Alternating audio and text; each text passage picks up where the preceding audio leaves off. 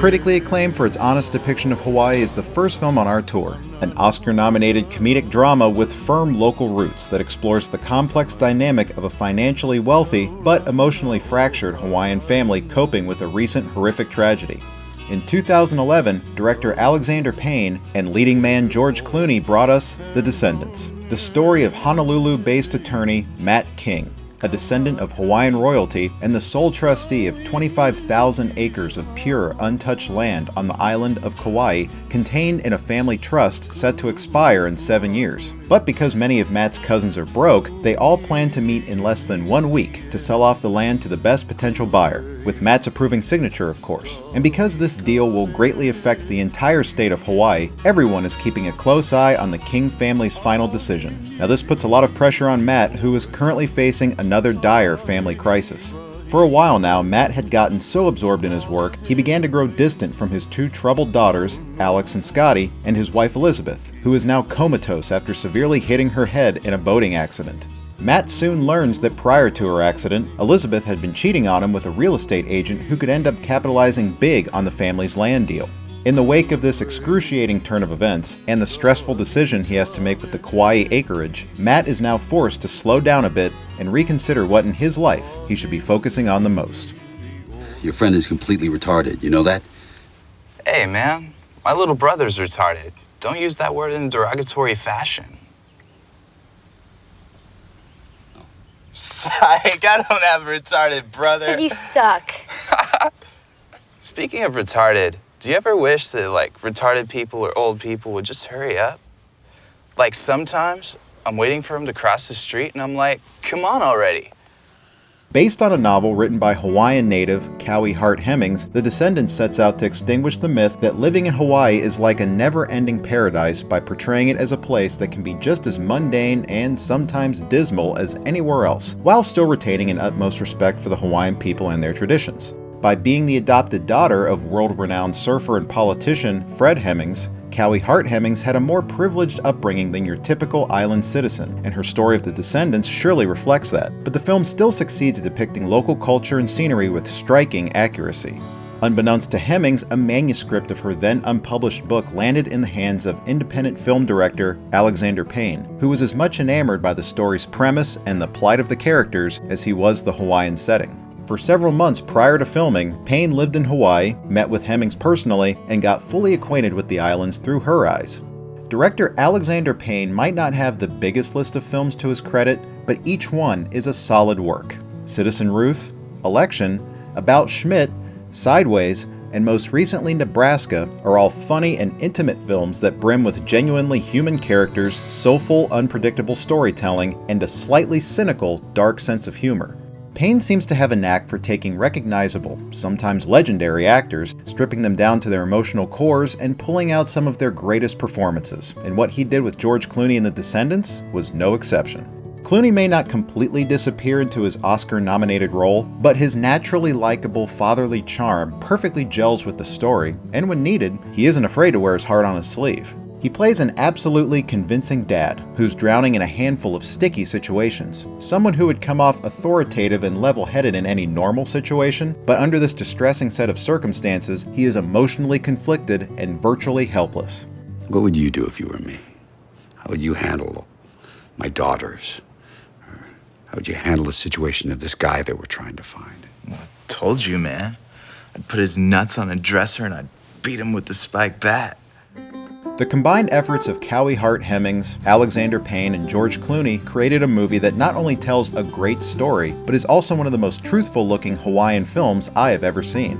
While Hawaii tends to look unrealistically flawless and glossed up in most other films, Payne instead captured Hawaii's raw beauty using generally overcast skies and aging architecture, which contributed to the grounded and somewhat somber story. And yet the movie's gloomier moments are balanced out by an enchanting soundtrack comprised entirely of music written by Hawaiian artists, a first for any mainstream American motion picture soundtrack. There's a refreshingly unobtrusive and straightforward directing style running throughout all of Payne's movies, where real characters and real locations have to deal with real problems that are as messy as life itself. And Payne never seems interested in letting any over-the-top visuals or unnecessary quirkiness clutter up his stories. As he himself explains it, I'm a fiction filmmaker, at least so far, but I would like to think that I have a certain documentary approach to fiction filmmaking. if the islands were ever going to be represented genuinely in a major Hollywood production, I'm glad it was in an Alexander Payne film. And being familiar with Hawaii gives you a much stronger appreciation for a film like The Descendants because you can see the loving attention to detail the filmmakers put into keeping it authentic to the local setting. The film's rather candid portrayal of Hawaii actually made it surprisingly easy to find many of the movie's filming locations. And our tour starts right here in Waikiki, where in the very first shot of the movie, Elizabeth King can be seen just before her accident, motorboating off the coast of Waikiki Beach. Later she's taken to the intensive care unit at Honolulu's Queens Medical Center, Hawaii's largest private hospital, originally founded in 1859 by King Kamehameha IV and his wife, Queen Emma.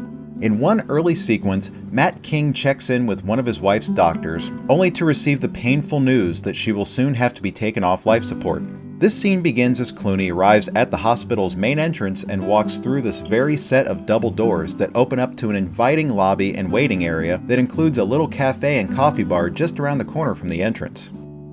Elizabeth's gonna make it out okay. I know it. It's not her time yet. She'll wake up, Scotty and Alexander will have their mother back, and we'll talk about our marriage. I know I can make things right. I just love how Alexander Payne uses his grounded documentary style to realistically present how close all these locations actually are to each other instead of shuffling around their geography for the sake of the story. Sure, it's more cost-effective to film a movie in places that are as close together as possible, but even if this were reality, Elizabeth would certainly be rushed to Queens Medical if her accident happened in Waikiki due to their close proximity. Also, we can tell that Matt King's high-rise office stands near the hospital because we can see the Hawaii State Capitol building just outside his window, which is located just across the street from Queens Medical. And speaking of close proximity, if we were to travel just a few short minutes northeast out of downtown Honolulu and up into the Ko'olau Mountains on the Pali Highway, then we would arrive in the residential neighborhood of Nu'uanu, the location of the King family home in the film. Nu'uanu is a serene community made up of old, expensive homes that date back to the early 1900s, if not further, many of them belonging to the families that originally built them generations before. Once again, the film shows its accuracy by having Matt King raise his locally rooted family in one of these old homes. Well, this one actually. A beautifully old-fashioned structure engulfed by lush greenery and gated in by two towering stone walls that provided the setting for both exterior and interior scenes, including this one where Matt King's cantankerous daughter Alex reveals to him that she knew Elizabeth had been cheating on him before her boating accident. The performances here of George Clooney and Shailene Woodley as Alex are both excellent and appropriately complex for this kind of major reveal. That was when I decided that I didn't want anything more to do with her.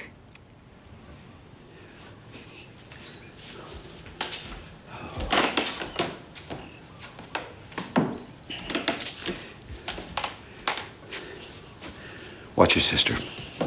When his emotions get the best of him, Matt leaves to desperately seek out some more details from some family friends who live several blocks away. In what has since become one of the film's most iconic scenes, Matt hurriedly sets off on a sprint across the neighborhood, starting on Old Pali Road where his house is located.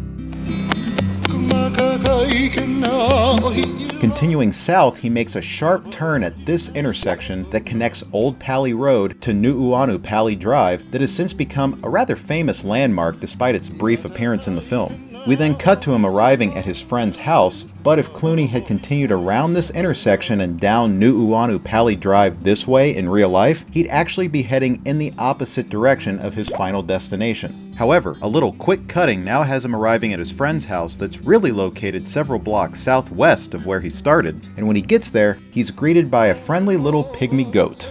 In real life, this stately home is owned by Tiari Finney, who allowed director Alexander Payne to film on her property. Payne wasn't interested in changing a single thing about it, right down to the family's pet goat Poppy, who to this day continues to greet guests here on the front lawn. But little Poppy wasn't the only family member to appear in the film. So did homeowner Tiari Finney, who briefly appeared as Connie, one of Matt King's many cousins. Old money families in Hawaii typically belong to at least one of the island's exclusive social clubs. In Cowie Hart Hemmings' novel, the King family are members of the real-life Outrigger Canoe Club located in Honolulu, just a tad over a mile southeast of Waikiki Beach. In trying to stay as true to the novel as possible, director Alexander Payne wanted to shoot a scene within the Outrigger Club, but since filming isn't allowed inside, the production moved literally right next door to the Honolulu Elks Club. And in this exterior establishing shot, they temporarily removed the real Elks sign from the stone wall at the front of the parking lot and dressed it up as the fictitious Ocean Outrigger Club. Inside the club, we get an awkward yet funny little scene where Matt is confronted by an apologetic Troy Cook, who was driving the boat when Elizabeth had her accident, and playing Troy is professional big wave surfer and longtime friend of the Hemmings family, Laird Hamilton, who grew up living on Oahu's North Shore. Besides casting a famous athlete like Laird Hamilton and homeowner Tiari Finney in small roles, director Alexander Payne populated his movie with many local non-actors and folks literally pulled right off the street to give the film that extra layer of authenticity. Author Cowie Hart Hemmings even appears as Matt King's office secretary, but if you blink, you might miss her. Towards the end of the film, a large group of these local non-actors play Matt King's extended family, gathering to cast their final vote for the favored buyer of the family land. This sequence was shot at a well-known beachside estate located in Laie, a quiet little community located on the windward side of Oahu. Matt King takes a small, introspective journey around the interior, glancing at old family photographs, including this one that features his ancestor, Cecil King, a prominent attorney who lived generations ago and carried the Hawaiian nickname Kekila, which has become the namesake of this very home. Interestingly, there actually was a Cecil Kekila Brown, who served as Hawaii's Attorney General in 1892. 7 years prior to that, Cecil Brown purchased this very property and turned it into the peaceful country home that's seen in the film. The Descendants would go on to receive a total of 5 Oscar nominations and win the award for Best Adapted Screenplay. But accolades aside, I know for me personally, The Descendants was easily one of the best films I remember seeing in 2011. Not only for its perfect blend of drama and dark comedy, but also because of how much of a truly immersive Hawaiian experience it is. We're Howley as shit. And we go to private schools and clubs, and we can barely speak pidgin, let alone Hawaiian. But we've got Hawaiian blood. And we're tied to this land.